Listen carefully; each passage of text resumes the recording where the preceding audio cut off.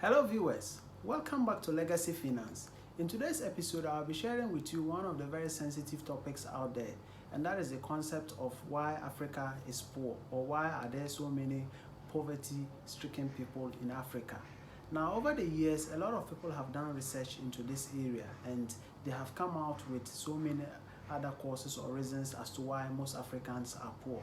However, in this video, I'll be highlighting just 3 major reasons that I strongly believe that are the root causes of poverty in the African subcontinent.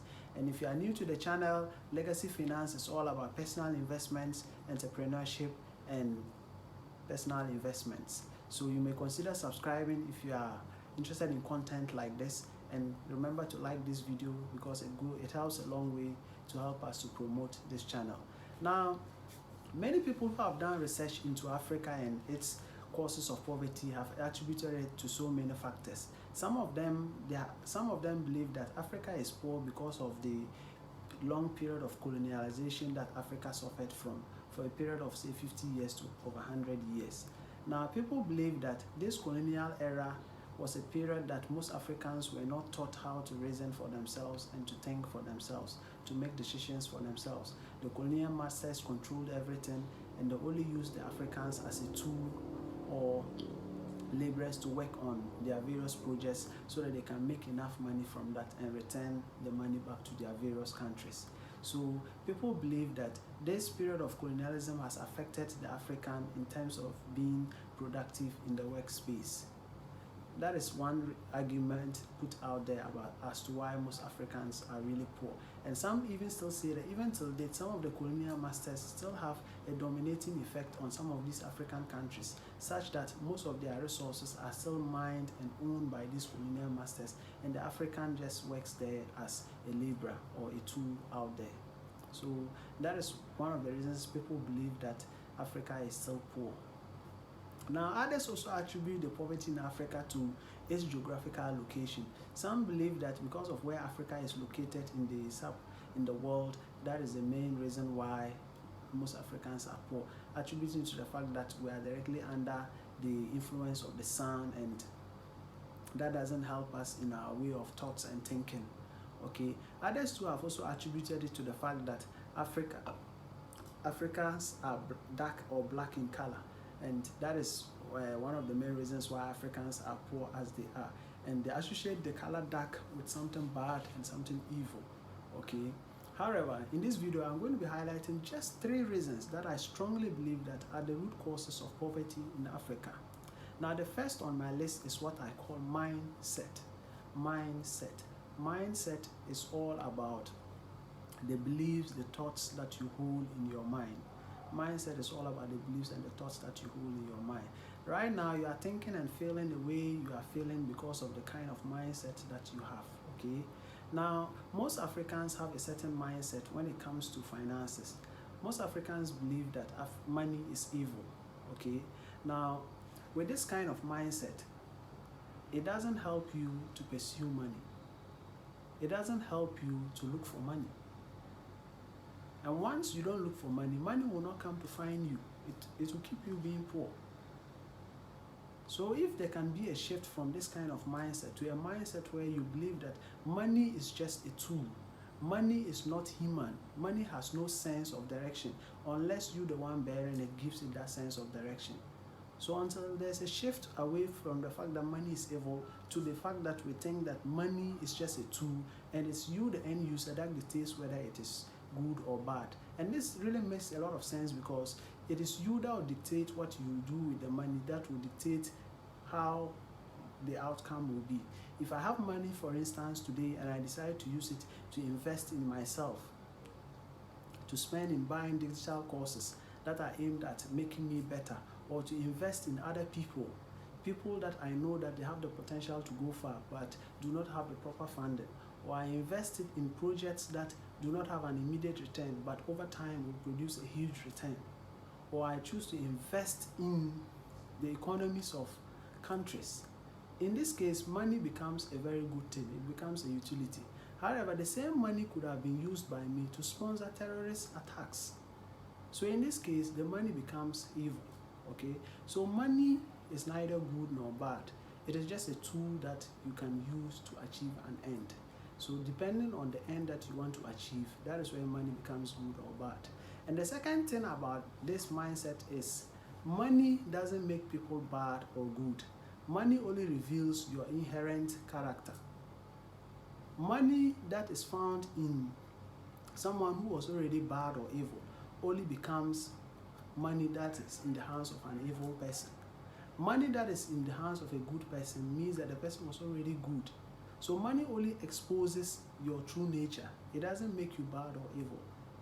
Okay, it just amplifies who you were. So if you are already humble, you are down to earth, and you eventually make money, you will still exhibit that character trait of humility.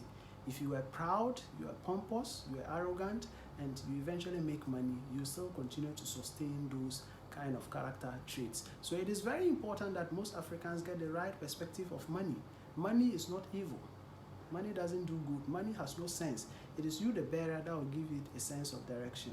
So that is the first reason that I strongly believe that most Africans are poor, because of this kind of mindset that we have, and it's gradually drawing us backwards. Get the right perspective of money, the right mindset about money, then it will set you up for the second reason that I strongly believe that most Africans are poor.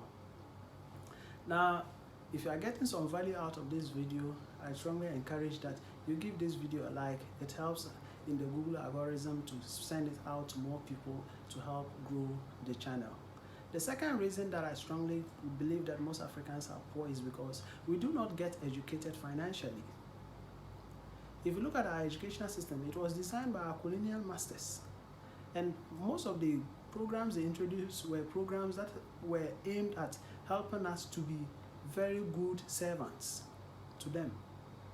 Now, over the years, educationists have tried to overhaul some of these courses, but one thing that is still missing in our educational system is financial literacy. We learn all the courses, we learn physics, chemistry, biology, we learn so many things, but one important aspect of our lives that is left out is financial education. And once you are not educated in this area, you will not know how to navigate your way around it. So you have people who perform very well in our existing educational system. They do very well in the various subjects, they pass very well, they get good grades, they get to the highest level of education, they come out, they get some of the high paying jobs, but they are not financially literate. So they do not know how to manage the money. So as they start making money, they do not know that it is very important that you learn to pay yourself first. And without paying yourself, how do you expect to save money over the long time? They do not know that it is very important that you keep an emergency fund, so that in times of crisis, you can fall back on that. So that is why you see most Africans, they get employed, and when they get laid off, immediately after 2 or 3 months after being laid off, you begin to see the effects on their lives, because they were not keeping an emergency fund to help them in times of crisis. Yet another aspect of this is most Africans, because we are not financially literate, we do not start investing very early. We don't start investing early. So somebody works for over 10 years without even keeping an investment somewhere. So viewers, that is one of the major reasons why I strongly believe that most African countries or African people are poor. It's because we do not get educated financially. Now, if you look at our Western counterparts, these are people who spend a lot of time educating themselves financially.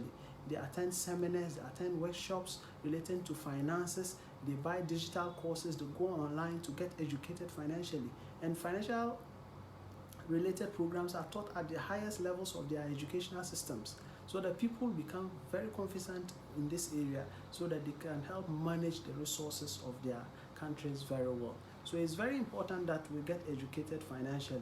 Okay, now let's talk about the last point. But before I do so, if you are not yet subscribed to the channel, please remember to hit the subscription button, turn on your notification bell, so that you get notified anytime we post fresh content like this. Now, the third and final reason that I'll be sharing with you as to why Africa and Africans are poor, it's the aspect of leadership. Leadership, okay? Now, leadership, what is leadership? Leadership can be defined in so many ways, but leadership simply means that you provide a sense of direction for people to follow. You are there to facilitate things for people, okay? You give them a sense of direction and how things should be done, then they will follow as well. One of the major challenges in Africa is after the colonial era ended, most African countries underwent a period of wars, coup d'etats, okay, a military regime, and this really affected the way our leaders turned out. Okay, now most African countries are now into the democratic regime. Okay, but this long years of military regimes and coup d'etats really affected the leadership aspect of Africa. Whilst other countries were already migrating into democratic regimes, we were still into the military regimes and were still under tyranny as well. So the leaders that emerged after the military regime, most of them didn't practice three fundamental things that I want to identify. And I believe that it is these three things that have affected our ability to produce more millionaires or more financially independent people, or even economically better countries. The first one is what I call an investment into energy. An investment into energy. Now, energy is the primary engine of industrialization. Energy is the primary engine of industrialization. Without energy, countries cannot be industrialized because industries need power. They need energy to run them. So one of the major things most African countries failed to invest in is in the area of energy. Okay, now if you look at Ghana, the first president, Dr. Kwame Nkrumah, he invested in hydro with the hope that that hydro will sustain us in the area of industrialization, and even part of it could be transported into other African countries as well. However, after his overthrow and successive governments came, they were not interested in expanding on our energy portfolio until we started experiencing power outages. And as more and more industries came on board, then it became obvious that we did not have enough power to power these industries. So an investment in energy is one of the things that African leaders are failed woefully in. Now the second investment is in the area of agric. Our leaders are failed in the area of investing in agric. Agric is one of the areas that we can invest in and produce a lot of money and also employ a lot of people in the long run. If you take cocoa, for instance, between Ghana and Cote d'Ivoire, the cocoa market is about $6 billion in terms of exports. However, chocolate, which is just one of the products of cocoa, is about 100 billion. That is the market stake of the chocolate market, 100 billion. But the producers, that is between Ghana and Cote d'Ivoire, is just $6 billion for these two countries. But the chocolate industry is a $100 billion industry. So that tells you that we are not investing properly into agric and also processing our products into finished products. What we do is, even if we do invest in agric, once we get the products, we export the raw products out there to the Western world, instead of looking at how to process this into finished products so that we can get maximum returns out of this investment. And this is not only in the area of cocoa. If you take our other sectors, if you take a sector like shea butter is exported rawly. If you take something like our gold is exported rawly like that. I mean oil. Our oil is exported rawly, instead of looking at how we can refine it so that we can get other components of it that comes in the distillation process. So that is one of the challenges we are facing as Africans. We do not make the right investments in the area of agric, and that is affecting us as a whole.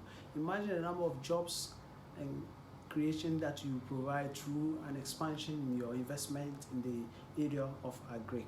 Okay, now the last thing I want to talk about is, and we'll be wrapping up very soon on this video, and that is in the area of ICT, information communication technology. Now if you look at the early 90s, the dawn of the internet era, whilst many people or Western countries were seriously adopting this new technology, the internet, most African countries were lukewarm about it. Even if you look at communication, when most countries were really serious about the communication technology, most African countries were busy selling their national communication assets out to private companies. If you take Ghana, for instance, Ghana Telecom was sold out to Vodafone.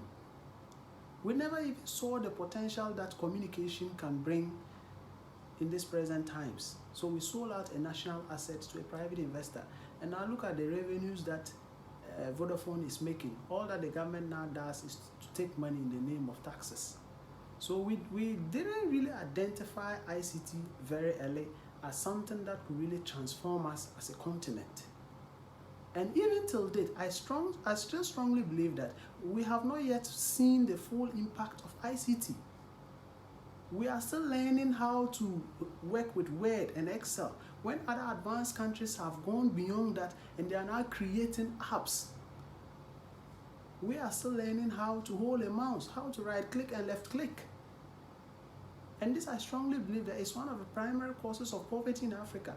If you look at most industries or companies that have been built in the last 20 to 30 years, they are all ICT-based companies. If you take companies like Google, Facebook, Amazon, all these are tech companies that have been built on top of ICT or the internet.